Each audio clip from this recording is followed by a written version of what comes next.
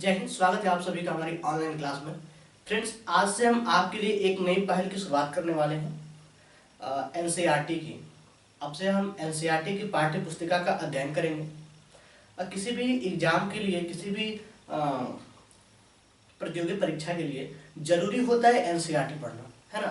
कहते हैं ना कि बेसिक चीज तैयार करना, न्यू तैयार करना, तो एनसीईआरटी हमारे लिए एक न्यू का काम करती है। एनसीईआरटी से आए दिन प्रतियोगी परीक्षाओं में प्रश्न पूछे जाते हैं। तो क्यों ना हम एनसीईआरटी की पाठ्य पुस्तिका एक बाई एक करके उसका अध्ययन करा जाए कि हमें किसी भी प्रतियोगी परीक्षा में को क्वालिफाइड करने के लिए आसानी हो। तो अब से हम एनसीईआरटी के पाठ्य पुस्तिका का अध्ययन करेंगे और लेसन वाइज एक चैप्टर, एक बुक की स्टार्ट करेंगे। जैसे कि मैंने अभी साइंस की किताब कक्षा 6 की पाठ्य पुस्तिका ली हुई है, तो अध्याय वाई अध्याय जितने भी लेसन है सबका एक एक करके अध्ययन किया जाएगा, है ना। तो चलिए अब हम स्टार्ट करते हैं। एनसीईआरटी की पुस्तिका है क्लास 6 की और साइंस की पुस्तिका है ना, विज्ञान। पहला अध्याय हमने लिया है कि भोजन यह कहाँ से आता है। इस पे हम बात करेंगे भोजन आखिर कहाँ से आता है इनके क्रियाकलाप। आइए देखते हैं। एनसीईआरटी की एक खास बात होती है कि वह क्रियाकलाप खुद करवाता है ना। कुछ स्वयं से कुछ नहीं करना होता। चलिए देखते हैं। पहला अध्याय भोजन यह कहां से आता है, इसके बारे में हम बात करते हैं। ठीक है, आज आपने अपने घर में क्या खाया था। हम आपसे एक प्रश्न करते हैं कि आज आखिर आपने क्या खाया। ठीक है, पता लगाइए कि आपके दोस्त ने आज क्या खाया। क्या आपने कल और आज एक ही प्रकार का आहार लिया था। क्या यह सत्य है कि अलग अलग समय में हम भिन्न भिन्न प्रकार का आहार लेते हैं। हम बात कर रहे हैं भोजन की, तो हम आपसे एक प्रश्न करते हैं कि आज आपने क्या खाया। क्या कल भी आपने जो आज खाया वही चीज खाई थी, है ना। क्या आपके दोस्त ने भी वही खाया जो आपने खाया, या फिर आपके दोस्त ने आपसे कुछ अलग चीज खाया, है ना। चलिए आगे इन क्रियाकलाप की बात करते हैं, आगे बढ़ते हैं। खाद्य पदार्थों की बात करते हैं ना। खाद्य पदार्थों की बात करते हैं। विद्यालय में अपने दोस्त से उन खाद्य पदार्थों की जानकारी प्राप्त कीजिए जो वे पूरे एक दिन में खाते हैं। यदि वे विभिन्न राज्यों के रहने वाले हैं तो उनसे भी यह जानकारी प्राप्त करने का प्रयास कीजिए और अपनी नोटबुक में दर्शाइए। हम अपने दोस्तों से बातचीत कर सकते हैं कि आपने आज क्या खाया था। आप अपने हम उम्र अपने साथी, अपने विद्यालय में अपने दोस्तों से पूछ सकते हैं कि आपने पूरे दिन में क्या क्या खाया था, है ना। आज आपने क्या खाया और पूरे दिन सुबह से लेकर शाम तक आपने कौन कौन सी चीजें खाने में खाई थी। आप हो सकता है कि अलग अलग राज्य के साथी हो तो उनका भोज्य पदार्थ भी अलग अलग हो। आप उनसे बातचीत करके पता कर सकते हैं कि आपके क्षेत्र में कौन से भोजन का ज्यादा प्रचलन है, हमारे यहाँ कौन सा प्रचलन है, हम क्या खाते हैं पूरे दिन में, हम कौन कौन से खाना खाते हैं, आप कौन कौन से खाना खाते हो, या फिर आप जो खाना खाते हो उस भोजन का क्या नाम है और हमारे यहाँ उसे क्या बोला जाता है। हम इस तरीके से बातचीत करके पता लगा सकते हैं ना। और देखिए, सारणी की तरह यथासंभव अधिक से अधिक दोस्तों द्वारा खाए जाने वाले विभिन्न खाद्य पदार्थों की जानकारी प्राप्त कर सूचीबद्ध करना, सूची बनाना, है ना। जैसे चर्चा पर चर्चा करना अच्छा होता है। जब हम एक दूसरे से अभिव्यक्ति करते हैं, बातचीत करते हैं, किसी विषय पे चर्चा करते हैं, तो पता चलता है इन चीजों से कि हमारी योग्यता क्या है और उनकी क्या है, हम किस तरीके से रहते हैं और वे कैसे रहते हैं, है ना। तो इन चीजों का पता चलता है। अब देखिए, सारणी बनाने की बात कर रहा है ना।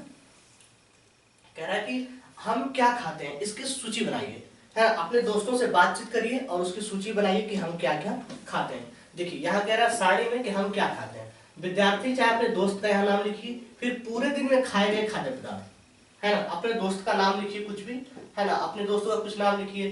फिर आपने पूरे दिन में क्या क्या खाया था, दूसरे दोस्त का नाम लिखिए कि उसने आज क्या खाया। और अपने और भी भिन्न भिन्न जो जितने भी दोस्त हैं, आप उनसे पूछिए कि आप पूरे दिन में क्या क्या खाते हैं।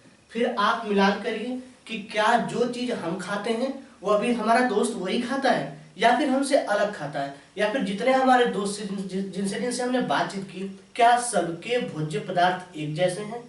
क्या एक दिन में सभी एक जैसे खाना खाते हैं, ऐसा तो नहीं है। हो सकता है कि आज हमने कुछ और खाया, आपने कुछ और खाया, आपके दोस्तों ने कुछ और खाया, या फिर पूरे पूरे दिन में आप ऐसा भी हो सकता है कि जो चीज मैंने सुबह से लेकर शाम तक खाई, कोइंसिडेंट मेरा दोस्त भी वही चीज खाए, है ना। इस तरीके से हम बातचीत करके पता लगा सकते हैं कि किसने क्या खाया था। चलिए आगे देखते हैं। आप चित्र में हम दर्शा सकते हैं, है ना, कि क्या क्या लोगों ने खाया था। चलिए अब देखिए, हम अपने भोजन में अनेक प्रकार की चीजें खाते हैं ना, यानी कि अपने भोजन में हम अनेक प्रकार की चीजें खाते हैं। चित्र में हमने देखा था कि अपने दोस्तों से बातचीत करके दर्शाइए कि हम क्या क्या खाते हैं। तो हो सकता है हम अनेक प्रकार के भोजन दिन भर में खाते हैं ना। खाने की ये सभी चीजें किससे बनी हैं? पके चावल के बारे में सोचो। हम कच्चा चावल लेते हैं, उसे पानी में उबालते हैं, इसे तैयार करने में हमें दो पदार्थ या संगठनों की आवश्यकता पड़ती है। हम जो चीज खाते हैं वह कैसे तैयार होती है, इस पे भी तो बात होनी चाहिए कि हम चावल खाते हैं तो चावल बनता कैसे है। आपको पता है कि चावल में पानी डाल के उसके संगठन के द्वारा उसे बनाया जाता है, संगठन की आवश्यकता होती है। अब देखिए, दूसरी ओर कुछ भोजन तैयार करने में हमें कई संगठनों की आवश्यकता होती है। इसमें दो संगठन की आवश्यकता हुई, पानी की और चावल की। और भी अलग अलग तरह के भोजन इसे तैयार करने में कई संगठनों की आवश्यकता पड़ सकती है। यदि हम सब्जी बनाना चाहते हैं तो हमें अलग अलग कई प्रकार की कच्ची सब्जियां जैसे नमक, मसाला, तेल आदि की आवश्यकता होती है ना। भोजन बनाने के लिए कौन कौन सी चीजों की आवश्यकता पड़ती है? हम चावल बनाते हैं तो उसमें क्या क्या चीजें लगती हैं? चावल होगा, है ना, और आपको थोड़े से पानी की आवश्यकता होगी, आप उसे फिर बना सकते हैं। यदि आप सब्जी बनाते हैं तो आपको अलग अलग तरह की सब्जी चाहिए, है ना, मसाले चाहिए, नमक चाहिए, है ना, तेल चाहिए, आदि चीजों की आपको आवश्यकता हो सकती है। चलिए आगे बढ़ते हैं, आगे क्रियाकलाप करके देखते हैं। चलिए इसकी भी सारणी हम अगले क्रियाकलाप 2 में देख लेते हैं कि कैसे कैसे क्या है। अब देखिए, सारणी 1 में सूचीबद्ध कुछ खाद्य पदार्थ को छांटिए। मैंने सबसे पहले एक पहली सारणी बनाई यहाँ पे, उसपे हमने कुछ अपने विद्यार्थियों के, चुने हुए विद्यार्थियों के नाम लिया और उनसे पता किया कि वे पूरे दिन में क्या क्या चीजें खाते हैं, है ना, क्या उन्होंने पूरे दिन में क्या क्या चीजें खाई। अब देखिए, अब हम क्या करेंगे, सारणी 1 में सूचीबद्ध कुछ खाद्य पदार्थ को छांटिए और अपने दोस्तों तथा घर पर चर्चा करके जानकारी प्राप्त कीजिए। हालांकि जैसे मैंने बात की कि आपके दोस्त ने क्या क्या चीजें खाई, हमने क्या खाया, या आपको जिसे लगता है कि ये चीज कैसे बनी हो, हमारे यहाँ भी बननी चाहिए, हमें भी खाने की इच्छा करती है, तो आप उन चीज पे, उस भोज्य पदार्थ पे अपने घर में अपने दोस्तों से चर्चा कर सकते हैं कि ये चीजें कैसे बनती हैं और खाने में इसका स्वाद कैसा होता है ना। इन चीजों पे हम बातचीत कर सकते हैं। चलिए कि आगे देखिए, जानकारी प्राप्त कर सकती कीजिए कि इनको बनाने के लिए कौन कौन सी सामग्री चाहिए। आपने किसी चीज को चूज किया तो आप इसकी जानकारी घर पे ले सकते हैं कि इनको बनाने के लिए कौन कौन सी चीजों की आवश्यकता पड़ती है।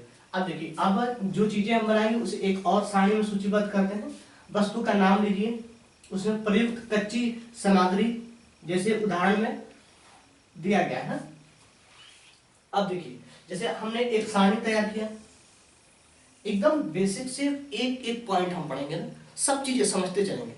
हालांकि शुरू से बेसिक चीजें सबको ये चीजें आती होंगी, सब लोग जानते हैं, लेकिन फिर भी हम एक शुरुआती तौर से एकदम पॉइंट टू पॉइंट नोट करते चलेंगे, पढ़ते चलेंगे, तो हमें चीजें समझने में आसानी होगी, है ना। अब देखिए, जैसे उन्होंने कहा कि पहले हमने सूची तैयार किया कि आए दिन, एक दिन में आप कौन कौन से भोजन खाते हैं। फिर उसको मैंने सूचीबद्ध किया कि अगर सब्जी है, सब्जी बनती है तो किन किन चीजों की आवश्यकता पड़ती है, कैसे बनती है, उसकी हम सूची बनाएंगे। देखिए, अब खाद्य पदार्थ को मैंने यहाँ नोटिस किया, रोटी या चपाती का, फिर दाल का।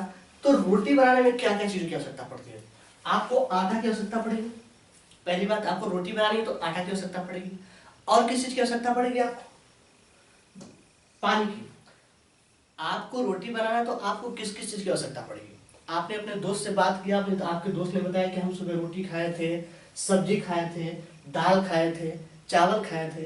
तो अब आपके मन में विचार तो आएगा ना कि आखिर हमारे दोस्त ने रोटी खाई थी तो रोटी कैसे बनती है ना। हमारे दोस्त ने रोटी खाई थी, हमारे दोस्त ने रोटी खाई थी, चलो रोटी लिख ही देते हैं ना, रोटी, चावल, दाल, है ना, सब्जी। तो जब हम इस पे बात करें तो हमें रोटी बनाने के लिए कौन कौन सी चीजों की आवश्यकता पड़ती है। रोटी बनाने के लिए हमें आटा की आवश्यकता पड़ेगी और इसको सानने के लिए, गूंथने के लिए पानी की आवश्यकता पड़ेगी। दो चीज होगी तभी हम जाके रोटी तैयार कर पाएंगे, है ना। अब दाल बनानी है, दाल में प्रयुक्त होने वाले सामग्री कौन कौन से हैं उसको देखते हैं। दाल में देखो, कच्ची दाल चाहिए आपको, इसमें भी पानी चाहिए, नमक चाहिए, तेल या घी कुछ भी आप डाल सकते हैं, और मसाले चाहिए। इतनी चीजें होगी तो हम अच्छे से दाल तैयार कर सकते हैं, है ना। भोजन कहाँ से आते हैं, एक दिन में कौन कौन से भोजन आप खाते हैं, भोजन बनते कैसे हैं, उनमें कौन कौन सी चीजें प्रयुक्त होती हैं, इस पे हम बात कर रहे हैं। तो दाल बनाने के लिए आपको कच्ची दाल की आवश्यकता होगी, पानी की आवश्यकता होगा, फिर आपको उसमें नमक चाहिए, आप तेल या घी आप अपने सुविधानुसार कुछ भी डाल सकते हैं, और मसाले। इतनी चीजों की तो दाल में आवश्यकता पड़ सकती है। रोटी बनाने में आपको आटा और चावल की आटा और जल की आवश्यकता हो सकती है। चलिए आगे भी देखते हैं, आगे बढ़ते हैं, आगे बात करते हैं। अब देखते हैं, चलिए अब देखिए हमने क्या देखा। कक्षा में चर्चा कीजिए कि क्या हम विभिन्न व्यंजकों में कुछ संगठक समान रूप से प्रयुक्त करते हैं। अच्छा, ये संगठक कहाँ से आते हैं। हालांकि जब आपको देखिए कह रहे हैं ना कि क्या हम कुछ विभिन्न व्यंजकों को समान रूप से प्रयुक्त करते हैं, सब में प्रयुक्त होते हैं। अभी रोटी बनाने में भी पानी की आवश्यकता पड़ी, सब्जी बनाएंगे उसमें भी पानी की आवश्यकता है, चावल बनाएंगे उसमें भी पानी की आवश्यकता है ना, दाल बनाएंगे उसमें भी पानी की आवश्यकता है। तो कुछ ऐसे संगठक हैं जिसमें सब में प्रयुक्त होता है, कंपलसरी होता है, जिसमें चाहिए ही चाहिए। आप दाल में भी आपको नमक की आवश्यकता है, सब्जी में भी आप में नमक की आवश्यकता है, आप छोले भटूरे कुछ भी बना रहे हो उसमें भी नमक की आवश्यकता है। तो कह रहे हैं कि आपने चर्चा की है कि विभिन्न व्यंजकों में कुछ समान संगठक, कुछ संगठक समान रूप से प्रयुक्त होते हैं। कुछ संगठक कैसे प्रयुक्त होते हैं, समान रूप से प्रयुक्त होते हैं, सब में प्रयुक्त होते हैं ना, जैसे पानी सब में। अब चलिए आगे देखते हैं कि खाद्य सामग्री और उनके स्रोत कौन कौन से, खाद्य सामग्री और उनके स्रोत कौन कौन से हैं। ठीक है, चलिए अब देखिए साढ़े 1.1 में सूचीबद्ध हमने किया था कि कौन सी सामग्री के लिए कौन कौन से संगठक का उपयोग किया जाता है। अब देखिए सूचीबद्ध कुछ कच्ची सामग्री जैसे फल सब्जी के स्रोत का अनुमान लगाना हमारे लिए बहुत ही आसान हो सकता है, हमारे लिए आसान हो सकती है ना। आप देखिए चित्रों में दिया गया है ना, यह कहां से आते हैं। चित्र 1.2 में ये सब जो फिगर बनाए गए ये सब चीजें आती कहां से हैं, ठीक है, कहां से आती हैं सब चीजें। देखिए यह कहां से आते हैं, ये भी एक बात होती है कि जो चीजें हमें आटा चावल गेहूं दाल मिलती है सब आती कहां से है ना। अब देखिए निश्चित रूप से पौधों से गेहूं और चावल का क्या स्रोत है, ठीक है। आपने धान और गेहूं के खेतों में उनके पौधों की अनेक पंक्तियां देखी होगी, इनमें से हमें अनाज प्राप्त होते हैं। गेहूं के चावल से गेहूं के पौधे से गेहूं, चावल, धान के पौधे से धान उगते हैं, है ना। कुछ अन्य खाद्य सामग्री जैसे दूध, अंडा, मुर्गा, मछली, झींगा, मांस आदि हमें जंतुओं से प्राप्त होते हैं, है। अब कौन चीजें कहां से प्राप्त होती हैं, ये सब चीजें हमें पेड़ पौधों से प्राप्त होती हैं। अंडा, झींगा, मछली, मुर्गा, ये सब चीजें हमें जंतुओं से प्राप्त होती हैं। स्रोत तो होने चाहिए ना कि कौन सी चीजें कहां से मिलती हैं, ठीक है। चलिए आगे देखते हैं। अब हम कुछ क्रियाकलाप करके देखते हैं।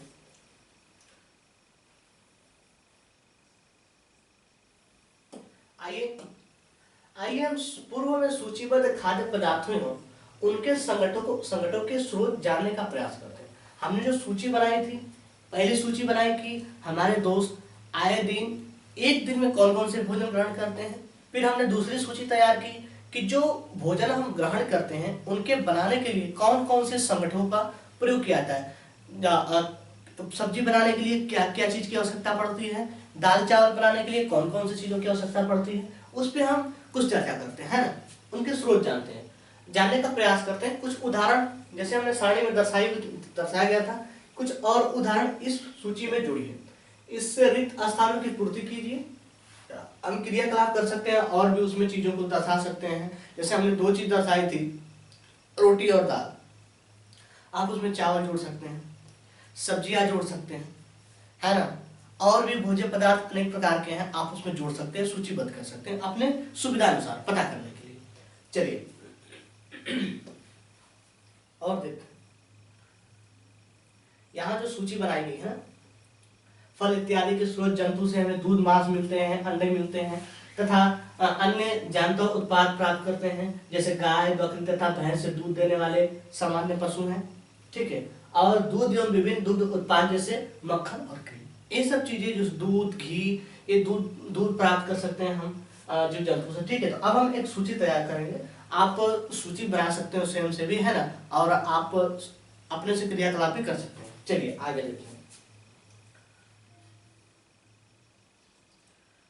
अब देखते हैं कि भोजन के रूप में पौधे के भाग और जंतु उत्पाद क्या क्या है।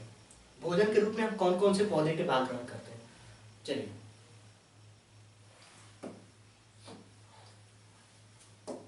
पौधों से हमें क्या क्या चीजें मिलती हैं। पौधे हमारे भोजन का एक मुख्य स्रोत है। पौधे हमारे भोजन का एक मुख्य स्रोत है। अभी हमने बताया कि गेहूं के पौधे से ही हम गेहूं उपज करते हैं, उनसे प्राप्त गेहूं करते हैं। धान के पौधे से हमें धान मिलता है, जिससे हम चावल बनाते हैं, है ना। दाल के पौधे से दाल मिलता है हमें, अरहर के पौधों से दाल मिलता है। तो पौधे कह रहे हैं कि पौधे हमारे भोजन का एक मुख्य स्रोत है। हम भोजन कहाँ से प्राप्त करते हैं, पौधों से प्राप्त करते हैं, है ना। अब देखिए हम पौधों के कौन कौन से भाग का उपयोग खाद्य पदार्थ के रूप में करते हैं। कौन से पौधे से तो भोजन हमें मिलता ही है, कौन कौन से उनके भाग का हम प्रयोग करके उन्हें खाद्य सामग्री में प्रयुक्त करते हैं, ये एक बात है। देखिए हम पत्तियों वाली अनेक सब्जियां खाते हैं। पत्तियों वाली सब्जी आप खाते हैं ना, पत्तियों वाली अनेक सब्जियां हम खाते हैं, ठीक है। कुछ पौधे के फलों को भोजन के रूप में खाते हैं। तो कभी हम जड़, कभी तना और कभी पुष्प भी भोजन के रूप में खाते हैं। हम पौधों के पत्तियों को भी भोजन के रूप में लेते हैं, कुछ के जड़ भी भोजन के रूप में लेते हैं, कुछ के फूल भी भोजन के रूप में लेते हैं, कुछ के फल भोजन के रूप में लेते हैं, है ना, लेते ही है। जैसे अभी आगे हम देखेंगे किसका तना खाते हैं, किसका जड़ खाते हैं, किसका पत्ती खाते हैं, किसका फूल खाते हैं, है ना। चलिए देखिए खाने योग्य पादप यहाँ आपको दिखाया गया है कि हम किसका फूल खाते हैं, किसका फल खाते हैं, किसकी पत्तियां खाते हैं, किसके जड़ तने खाने योग्य होते हैं, आपको एक चित्र के माध्यम से दर्शाया गया। चलिए कभी आपने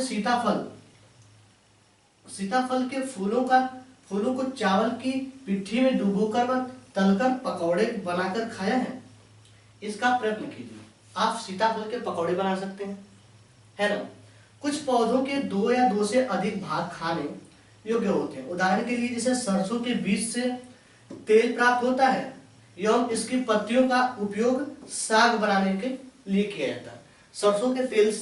सरसों से तेल भी निकाला जा सकता है और उसकी पत्तियां भी हम खा सकते हैं। पत्तियों का क्या बनता है, हम साग बनाते हैं ना, साग बनाने के लिए किया जाता है। क्या आप केले के पौधे के विभिन्न भाग के बारे में सोच सकते हैं जिन्हें हम भोजन के रूप में भी प्रयोग करते हैं, है ना। जैसे कि हम बात करें कि पौधों में कौन कौन से चीजें खाने योग्य होती हैं।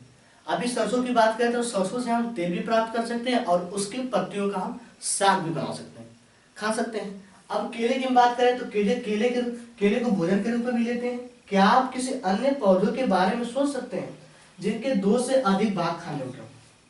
केले की सब्जी भी बना सकते हैं। 2 से कौन से ऐसे पौधे जैसे 2 से 2 उनके 2 चीजें खाने योग्य होती हैं। सरसों की बात की तो सरसों से तेल खाने योग्य होता है और सरसों की पत्ती से हम साग बना सकते हैं। तो ऐसे और भी कौन सी चीजों के बारे में आप जानते हैं जिनके 2 चीजें खाने योग्य होती है ना। इन चीजों का आप पता करिए, सूची बना सकते हैं, क्रमबद्ध तरीके से अवलोकन करके आप पता कर सकते हैं, ठीक है। चलिए आगे देखते हैं।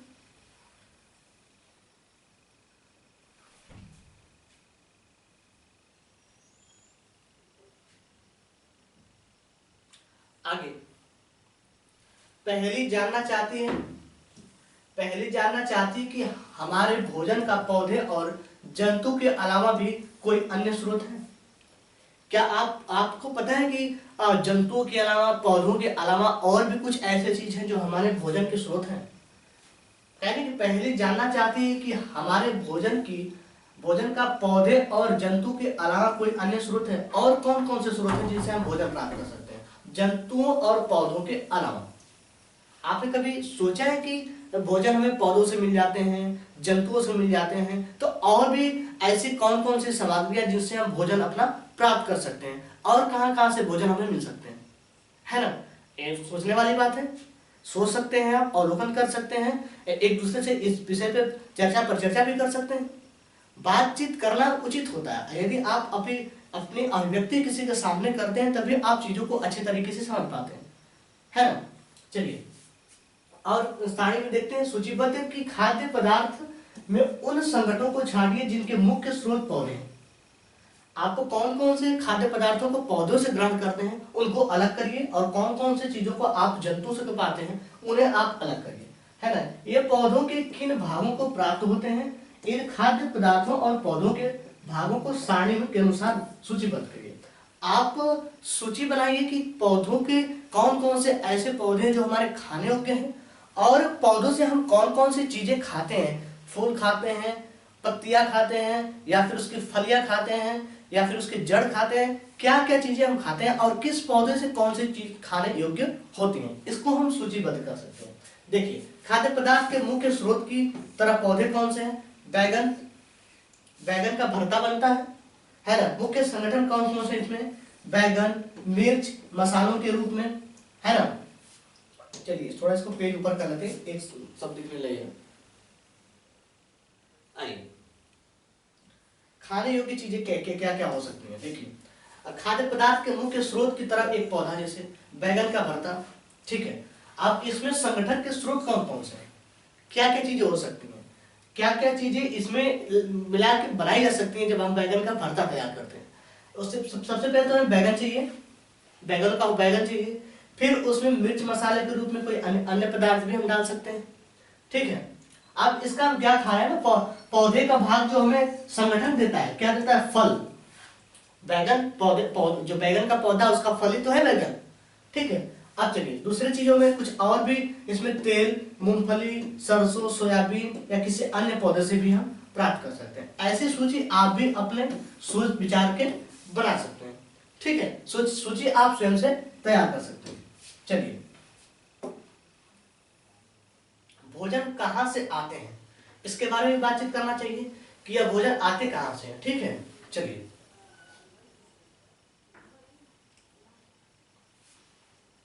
ठीक है, आइए अपने आसपास के अनजान पौधे पर यह देखने के लिए परीक्षण न करें कि वे खाने योग्य हैं, या कभी कभी पौधे विषैले भी हो सकते हैं। हालांकि कुछ सारे पौधे खाने योग्य नहीं होते, है ना। आप कभी ऐसा मत करिएगा कि कुछ भी चीज हमने देखा तो चलो उसको चख कर देखते हैं कि हमारे खाने योग्य है कि नहीं है। आखिर जो फल है हो सकता है वो विषैला हो, ऐसे भी हो सकता है ना। तो आप कभी ऐसा ना करिएगा। आपको सुझाव दिया जा रहा है यहाँ पे ना कि आप अपने आसपास अनजान पौधे पर यह देखने के लिए परीक्षण ना करें कि वे खाने योग्य हैं, या कभी कभी यह विषैले भी हो सकते हैं। तो आप ऐसा परीक्षण कभी नहीं करेंगे जो आपके लिए हानिकारक साबित हो, ठीक है। चलिए अब देखिए मूंग अथवा चने के कुछ सूखे बीज लीजिए। कुछ क्रियाकलाप और भी हम करते हैं ना, मूंग अथवा चने के कुछ सूखे बीज को लीजिए। अब इनमें से कुछ बीजों को जल में भरे एक पात्र में डाल दें तथा एक दिन के लिए छोड़ दीजिए। चने को चाहे मूंग को आप पानी में डाल के एक दिन के लिए छोड़ दीजिए। अगले दिन जल को पूरी तरह निकलने दें, है ना। जल को पूरी तरह निकाल दें और बीजों को गिलास में रहने दें। उन्हें एक गीले कपड़े में लपेटकर एक ओर रख दीजिए। अब क्या आप बीजों में कुछ परिवर्तन देखते हैं? एक छोटी सी सफेद समझना, आप जब मूंग के या फिर चने को आप एक पानी के गिलास में डाल देते हैं पूरी रात के लिए, फिर आप उसे निकाल के पानी को निकाल करके आप कपड़े में, गीले कपड़े में लपेट के रखते हैं, तो आप पाते हैं कि चना अंकुरित हो गया होता है ना। देखिए क्या आप जानते हैं कि चना अंकुरित हो गया होगा ना। आगे देखते हैं इसका। देखिए आपको ये मूंग की दाल ऐसी थी पहले, पहले मूंग की दाल कैसे थी? भिगोने से पहले आप जब उसे पूरी रात आप उसे ग्लास में रखते हैं, फिर आप उसे पानी निकाल कर गीले कपड़े में रख देते हैं, तो वह अंकुरित हो जाता है ना। सफेद सफेद सी चीजें आपको इस पे दिखाई देती हैं, अंकुरित हो गया। अच्छा, बीज से बाहर निकल आती हैं, है ना, बीज से बाहर निकल आते हैं। यदि हाँ तो बीज अंकुरित हो गए, अंकुरित हो जाते हैं ना। यदि नहीं तो बीज का पानी में धोएं, पानी निकाल दें और गीले कपड़े में ढककर अगले दिन के लिए उन्हें छोड़ दें। क्या उस दिन आपके बीजों से बाहर निकलता है, एक छोटा सा अंकुर दिखाई देता है, बीज अंकुरित हो जाता है ना। कैसे कैसे अंकुरित होते हैं, कैसे बढ़ते हैं, इसके विषय में हम देख रहे हैं। अभी क्रियाकलाप कर रहे हैं ना। चलिए, उन्हें हम खा भी सकते हैं, है ना। अंकुरित गीले कपड़े में जब हम डाल देते हैं, उसे बाहर निकालते हैं तो अंकुरित दिखाई देता है। अंकुरित को सावधानी से धोकर आप इन्हें खा सकते हैं। ये उबाले भी जा सकते हैं। इनमें से कुछ मसाले मिलाने पर खाने के लिए एक स्वादिष्ट अल्पाहार तैयार भी किया जा सकता है। चने को अंकुरित करके या फिर मूंग के दाल को अंकुरित करके आप उसे वैसे भी खा सकते हैं, या फिर उसे नमक मसाला मिर्च मिला के भी आप उसे एक स्वादिष्ट भोजन बना के खाने के रूप में प्रयोग कर सकते हैं। ठीक है, चलिए आगे देखिए। चना भी उसी तरीके से पहले कैसा था, अब अंकुरित हो गया, आपके खाने योग्य हो गया। ठीक है, अब चना है और अंकुरित चना आपके फिगर में दिखाया गया। अब देखिए, क्या आप जानते हैं कि शहद कहां से आता है, यह कैसे उत्पादित होता है? क्या आपने एक मधुमक्खी का छत्ता देखा है जहां कुछ सी मधुमक्खियां भिनभिनाया करती हैं? मधुमक्खियां फूलों से मकरंद, मकरंद मतलब होता है मीठे रस, है ना। मधुमक्खियां फूलों से मकरंद, ठीक है, एकत्रित करती हैं और इसे अपने छत्ते में भंडारित करती हैं। फूल और उनके मकरंद वर्ष के केवल कुछ समय ही उपलब्ध होते हैं, है ना। आपको बता रहा है कि शहद कैसे बनता है, मधुमक्खियां शहद कैसे इकट्ठा करती हैं, फूलों का रस लेती हैं, है ना, फिर अपने छत्ते में उसका भंडारण करती हैं। इस तरीके से मधुमक्खी अपने छत्ते में रस इकट्ठा कर पाती है।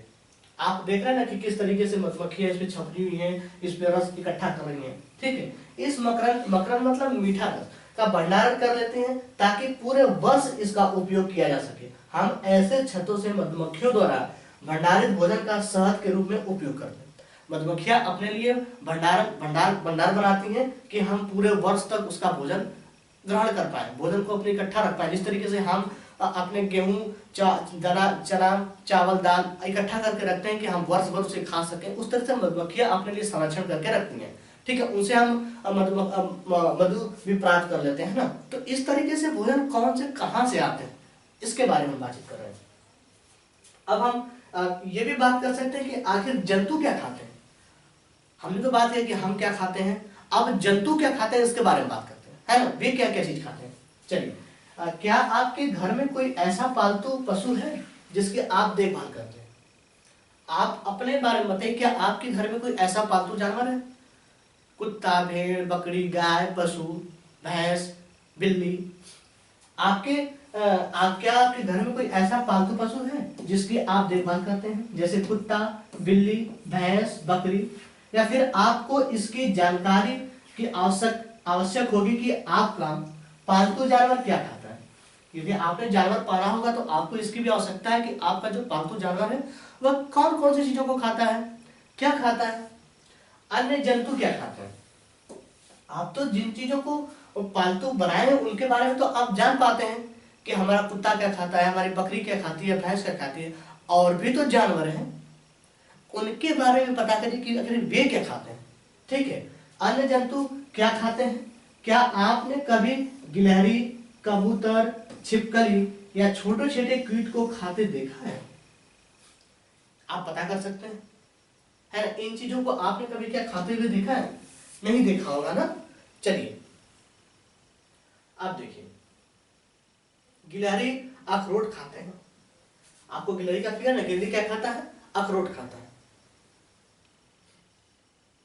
अब आप सारणी तैयार कर सकते हैं। लिखा है कि सारणी अनेक जंतुओं के नाम लिखिए। आप जैसे जो जो जंतुओं के बारे में आप नहीं जानते हैं क्या खाता है, उनको आप सारणी में दर्शा सकते हैं और लिख सकते हैं कि गिलहरी जैसे अखरोट खाता है, और भी पक्षी, कबूतर, कौवा, है ना, और भी पक्षियाँ और भी जानवर या फिर कोई और जीव जंतु कौन कौन से भोजन ग्रहण करते हैं, इसको हम एक सूचीबद्ध कर सकते हैं।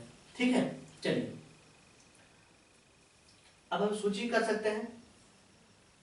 यहाँ जैसे बताया गया कि भैंस क्या खाती है, ठीक है, सूची का मिलान करके आइए।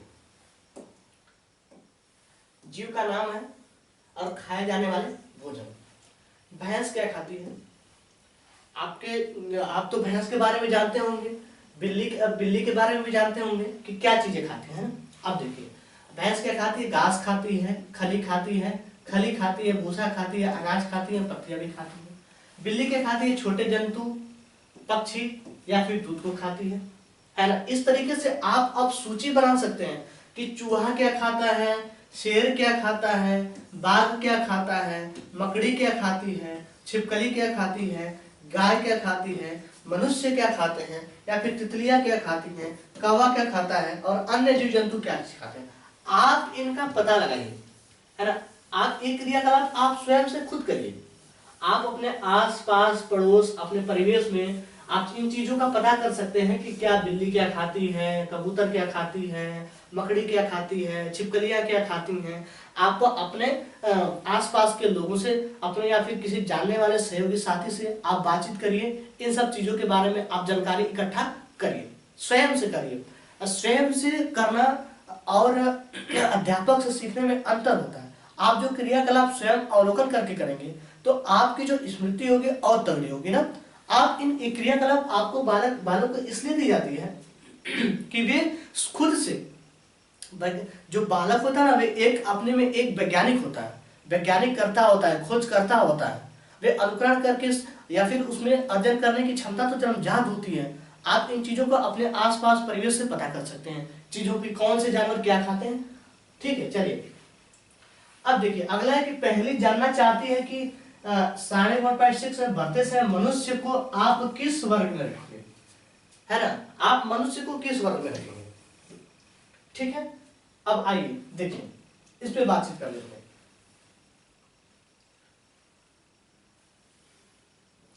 चलिए हम जानते हैं कि हम में से बहुत से लोग ऐसे हैं जिन्हें पर्याप्त भोजन नहीं मिलता है।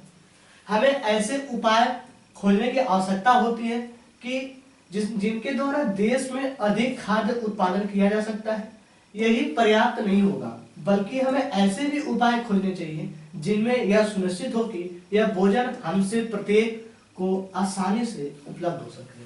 आपको पता है अभी भी हमारे देश में कुछ ऐसे इतने ऐसे भी परिवार हैं जिन्हें भोजन के लिए इधर उधर भटकना पड़ता है ना। उन्हें भोजन आसानी से नहीं मिल पाता है। हो सकता है हमें और आपको आसानी से भोजन मिल जाता, और भी तो लोग हैं जिन्हें भोजन आसानी से न मिल पाता हो। तो हमें इन विषय पे चर्चा करनी चाहिए कि हम ऐसा क्या करें कि सभी को पर्याप्त भोजन आसानी से मिल सके। ठीक है, चलिए अब देखिए, अब हम भोजन की बात करें कि यार कहां से आते हैं। ठीक है, अब देखिए संघटक, खाद्य, मकरकंद, अंकुरित बीज, शाकाहारी, मांसाहारी, सर्वाहारी, इनमें हम अंतर करेंगे ना। इन सब चीजों का बात करें। मकरकंद होता है ना मीठे रस। अंकुरित बीज को क्या मैंने बताया कि आप संघटक क्या होते हैं। देखिए संघटक का मतलब बताया कि आप भोजन कोई तैयार कर रहे हैं, आप चावल बना रहे हैं, सब्जी बना रहे हैं, दाल बना रहे हैं, तो उनमें प्रयुक्त होने वाली चीजें कौन कौन सी हैं। आप रोटी बनाएंगे तो आपको किस किस चीज की आवश्यकता पड़ सकती है। आप चावल बनाएंगे तो आपको कौन कौन सी चीज की आवश्यकता पड़ेगी। या फिर आप सब्जी या दाल कुछ भी बना रहे हैं तो उसमें जो भी चीजें आवश्यक होंगी उसको हम संघटक के रूप में रखेंगे। जैसे कि हम रोटी तैयार करेंगे तो आपको आटा और पानी की जरूरत पड़ेगी। आप सब्जी तैयार करेंगे तो आपको कच्चे सब्जियां, नमक, मसाले, तेल, घी, है ना, इन सब चीजों की आवश्यकता पड़ेगी। तो इनको हम संघटक के रूप में रखेंगे। अब खाद्य पदार्थ हमें कौन कौन से हैं, दाल, चावल, है ना, ठीक है, दूध, मछली, घी, ये सब चीजें। मकरकंद क्या होता है, जो शहद से प्राप्त शहद तैयार कर, मकरकंद मतलब होता है मीठा रस। ठीक है, अंकुरित बीज, जैसे आपने अंकुरित बीज के बारे में बताया कि आप मूंग को या फिर चने को 1 गिलास पानी में उसमें डाल दीजिए, रात भर पूरी रात उसे छोड़ दीजिए। आप जब उसको पानी से अलग करेंगे, गीले कपड़े में रखेंगे, तो आपको उसमें से कुछ सफेद सफेद निकला हुआ दिखेगा, वे उसका अंकुरित भाग है। ठीक है, अंकुरित कर सकते हैं। शाकाहारी, मांसाहारी और सर्वाहारी, वैसे वे जो बस खाली सब्जियां खाते हैं, है ना, मांस का सेवन नहीं करते हैं, उन्हें हम शाकाहारी कहते हैं। ठीक है, बस वे सब्जियां खाते हैं, मांस मछलियां नहीं खाते हैं। मांसाहारी जो मांस मछलियां खाते हैं, केवल मांस खाते हैं।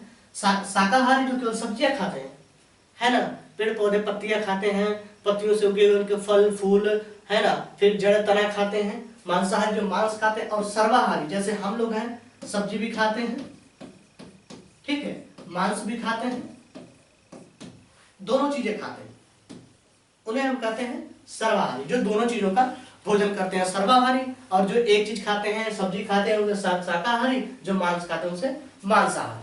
ठीक है, चलिए, अंकुरित बीज करके भी आपने देख लिया, आप संगठन के बारे में भी जान गए। अब आइए कुछ सारांश देखते हैं। ठीक है, अब देखिए सारांश है कि भारत के विभिन्न प्रदेश में, भारत के विभिन्न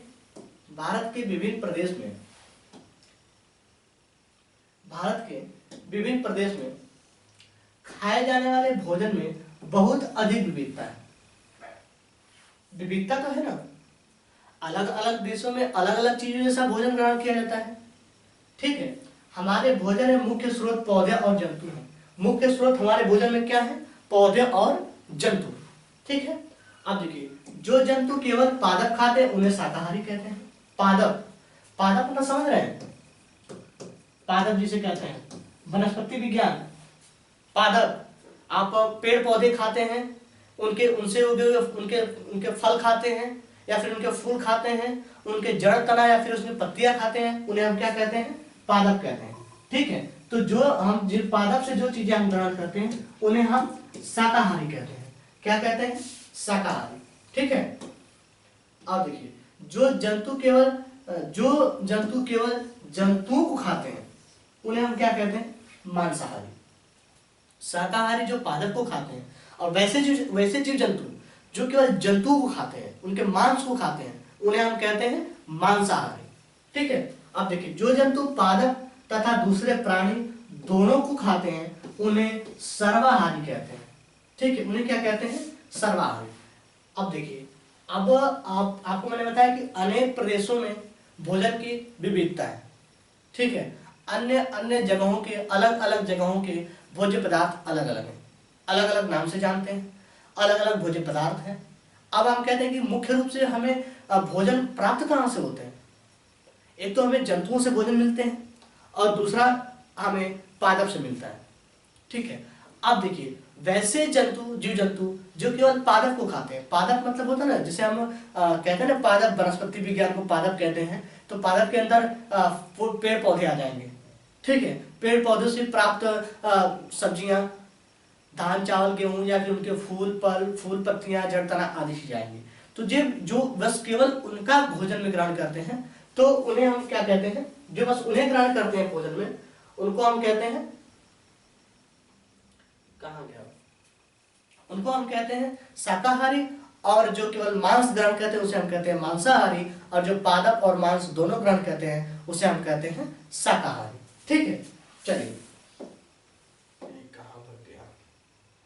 ठीक है, अब देखिए, अभ्यास है, ये सब अभ्यास वाली चीजें आप स्वयं खुद से करेंगे। ठीक है, अभ्यास आप स्वयं खुद से करेंगे। चलिए, अब आपके लिए आज इतना ही। शाकाहारी सर्वाहारी भोजन के बारे में आपने देखा। अब हम मिलेंगे नेक्स्ट वीडियो में, अगले अध्याय में। ठीक है, आज के लिए इतना ही, धन्यवाद।